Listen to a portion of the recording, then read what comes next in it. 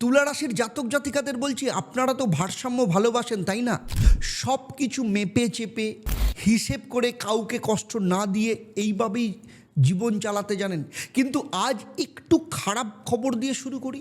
আগামী 7 দিন আপনার জীবনে ভারসাম্য কিন্তু থাকবে না, আর সেটাই কিন্তু আপনার জন্য ভালো খবর। আজ থেকে আগামী 168 ঘন্টা মানে 7 দিন, এই সময়টা আপনার জীবনের সেই জায়গায় আঘাত করবে যেখানে এতদিন পর্যন্ত আপনি ভাবছিলেন চলছে চলুক বলে এড়িয়ে গিয়েছিলেন। আমি এতটা কেন নিশ্চিত জানেন? কারণ শুক্র এবং বৃহস্পতির এমন কিছু পরিবর্তন আসতে চলেছে যা তুলা রাশির জীবনে হঠাৎ করে আলো জ্বালায়, কিন্তু চোখ বন্ধ থাকলেই সেই আলো কিন্তু আর চোখে লাগবে না। এখন প্রশ্ন একটাই, আপনি দেখবেন না আবার ভারসাম্যের অজুহাতে এড়িয়ে যাবেন? দেখুন, কেন এই 7টা দিন এতটা স্পেশাল, তার কারণ হচ্ছে তুলা রাশির অধিপতি গ্রহকে শুক্র, আর শুক্র মানে সুখ, সম্পর্ক, টাকা আর স্বাচ্ছন্দ্য।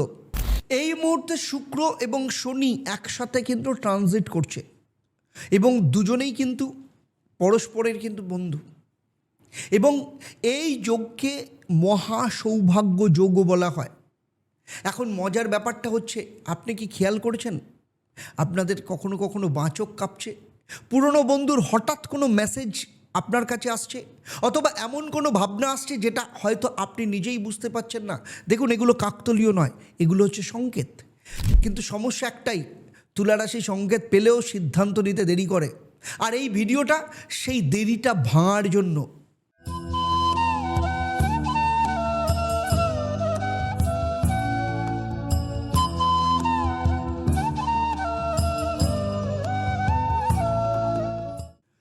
ওম হরি ব্রহ্ম।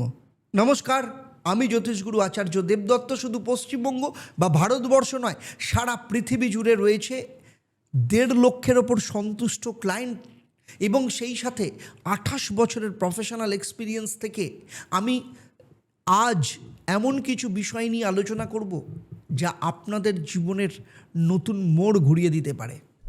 দেখুন, প্রথম সুখবর বলবো, কেরিয়ার এবং কাজের জায়গায় উল্টো পুরাণ হতে পারে। তুলা রাশি সাধারণত ভালো কাজ করে, কিন্তু নিজের পাওনা চাইতে অস্বস্তি বোধ করে। এই 7 দিন যারা চাকরি খুঁজছেন, যারা প্রমোশনের অপেক্ষায় আছেন, যাদের কাজ আটকে আছে, তাদের জন্য কিন্তু খবর আসবে হঠাৎ করে। আর বিশেষ ইঙ্গিত কি পাবেন? আগামী 72 ঘন্টার মধ্যে একটা কল, ইমেল বা মেসেজ যেটা আপনাকে এমন সিদ্ধান্ত নিতে বাধ্য করবে যেটা এতদিন পর্যন্ত গত 6 মাস ধরে আপনি হয়তো এড়িয়ে যাচ্ছিলেন। তবে মজার বিষয় কি জানেন? এই 7 দিনে আপনি কালো রঙের ডায়েরি বা কলম যদি ব্যবহার করেন, তাহলে সিদ্ধান্তে কিন্তু জটিলতা তৈরি হতে পারে। কেন? তার কারণ সেটা আগামী 18 মিনিটের মাথায় বলছি, এখনই কিন্তু স্কিপ করে পালাবেন না। দ্বিতীয় সুখবর কি? সম্পর্ক, পরিবার এবং মানসিক শান্তি। দেখুন, তুলা রাশি সব থেকে বেশি কষ্ট পায় কোথায় জানেন? সেটা হচ্ছে সবাইকে ঠিক রাখতে গিয়ে নিজে ভেঙে পড়ে। এই 7 দিন পুরনো ভুল বোঝাবুঝি মেরামত করতে হবে। যার সঙ্গে কথা বন্ধ ছিল তিনি আগে যোগাযোগ করবেন। বিয়ের কথা আটকে থাকলে হঠাৎ গতি আসবে। তবে এই সুখবরটি সবাইকে বলে বেড়াবেন না, কারণ নজরদোষ তুলা রাশির ক্ষেত্রে খুব দ্রুত কাজ করে। আপনার জীবনে ভালো কিছু আসছে এটা জানলেই এখন যথেষ্ট, কাউকে বেশি বলবার দরকার নেই। তৃতীয় সুখবরটা কি? হঠাৎ প্রাপ্তি এবং টাকা। এখানে আমি সব থেকে আপনার জীবনের এক্সাইটমেন্টের একটা পার্টে রয়েছে, কারণ এই 7 দিনে তুলা রাশির জন্য হঠাৎ প্রাপ্তিযোগ খুব শক্তিশালী। লটারি মানে শুধু টিকিট নয়, পুরনো বিমা, আটকে থাকা পেমেন্ট, শেয়ার বা সম্পত্তি থেকে লাভ, এই সমস্ত কিছুই এর মধ্যে পড়ে। এবারে আসবো আপনার ক্ষেত্রে লাকি দিন কোনটা হবে। আপনার ক্ষেত্রে লাকি দিন হচ্ছে শুক্রবার, এবং লাকি নাম্বার 7, 14 এবং 24। তবে মনে রাখবেন, প্রাপ্তি মানেই উড়িয়ে দেওয়া নয়।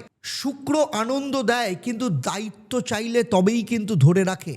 আর ভাগ্য ধরার সহজ উপায় কি জানেন? এই 7 দিনে তুলা রাশির জাতক জাতিকারাই 3টে কাজ করবেন। 1, সাদা রং, সেটা পকেটে বা ব্যাগে সাদা রঙের রুমাল রাখুন। 2, দান করা। শুক্রবার কোনো ছোট্ট মেয়েকে আপনার সাধ্যমতো সাদা মিষ্টি খাওয়ান। এবং 3, প্রতিদিন সকালে ওম সোম শুক্রায় নমঃ এই মন্ত্রটা 21 বার পাঠ করুন।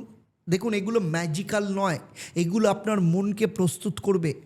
শেষে বলবো, তুলা রাশি সবসময় ভারসাম্য খোঁজেন আপনি, কিন্তু কিছু কিছু সুখ আসে যেগুলো ভারসাম্য ভাঙার মাধ্যমেই আসে। আর আপনি যদি প্রস্তুত থাকেন তাহলে কমেন্টে লিখুন আমি তৈরি, এবং শেষে লিখুন জয় ঈশ্বরী মা। আর ভিডিওটি অন্তত 3 জনকে শেয়ার করুন যাদের জীবনে আপনি সত্যি ভালো কিছু দেখতে চান, কারণ সুযোগ আসে সবার জীবনে, ধরে রাখতে পারে খুব কম মানুষই। চলুন, আজকের মতো আমি বিদায় নিচ্ছি আপনাদের কাছ থেকে। আবার দেখা হবে আপনাদের সাথে পরবর্তী ভিডিও আপনাদেরই জীবনের অন্য কোনো সমস্যার সমাধান নিয়ে। আপনারা আপনাদের পরিবারের সাথে ভালো থাকুন, সুখে থাকুন, শান্তিতে থাকুন এবং নিয়মিত দেখতে থাকুন astronomer Acharya Debdutta live phone in অনুষ্ঠান। এবং আসুন ঈশ্বরী মায়ের মন্দিরে, মাকে দর্শন করুন, আপনার মনের কামনা জানান, বাসনা জানান। মা নিশ্চয়ই তার অভয় দিয়ে আপনাকে পূরণ করবেনই, কারণ মা এখানে জাগ্রত। আর একসাথে সবাই মিলে বলি ওম একাং ব্রহ্ম প্রেমাং পরমম, অর্থাৎ ব্রহ্ম তো একই, কিন্তু তাকে পাওয়ার রাস্তা প্রেম দিয়ে। নমস্কার, ভালো থাকবেন।